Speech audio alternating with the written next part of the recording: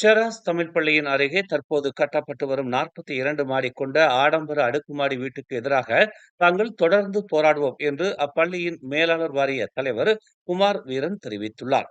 நேற்று செராஸ் தமிழ் பள்ளிக்கு திடீர் வருகை தந்த கோலாலம்பூர் மாநகர் மன்ற தலைவர் Dato Bandar Datuk Seri Maimuna Mohammed ஷாரிஃபிடம் தங்கள் உறுதிப்பாடான விளக்கத்தை அளித்து விட்டதாக அவர் கூறினார். பள்ளிக்கு வருகை தந்த டதஸ்ரீ மைமூனாவிடம் பள்ளியின் ஆரோக்கிய நிலையையும் அதன் சுற்றுச்சூழலையும் தாங்கள் எடுத்துரைத்ததாக அவர் கூறினார்.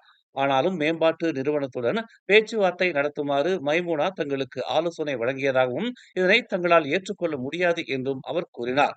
அப்படி பேச்சுவார்த்தை நடத்த விரும்பினால் பள்ளி நிர்வாகம், பெற்றோர் ஆசிரியர் சங்கம், பள்ளி மேலாளர் வாரியம், மேம்பாட்டு நிறுவனம், கோலாலம்பூர் மாநகர் மன்றம் ஆகியவை இணைந்து கூட்டம் நடத்த வேண்டும் என்று தாம் திட்டவட்டமாக தெரிவித்ததாக குமார் கூறினார். பெற்றோர் ஆசிரியர் சங்கம், பள்ளி மேலாளர் வாரியம் ஆகியவற்றுடன் இணைந்து பெற்றோர்கள், பொதுமக்கள் ஆகியோரும் மாணவர்களின் நலனில் அக்கறை கொண்டுதான் இந்த பிரச்சனையில் இறங்கி உள்ளதாக அவர் கூறினார். இப்போது வந்து மேம்பாட்டு நிறுவனத்துடன் பேசுங்கள் என்று சொல்வது எந்த விதத்தில் நியாயம் என்று தெரியவில்லை என அவர் கேள்வி எழுப்பினார்.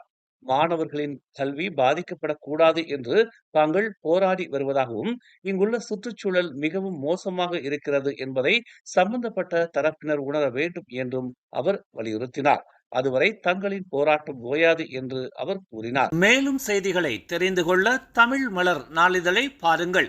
உடனுக்குடன் செய்திகளை தெரிந்து கொள்ள தமிழ் மலர் இணையதளம், தமிழ் மலர் செயலி மற்றும் மலர் டிவி யூடியூப் சேனலை வலம் வாருங்கள்.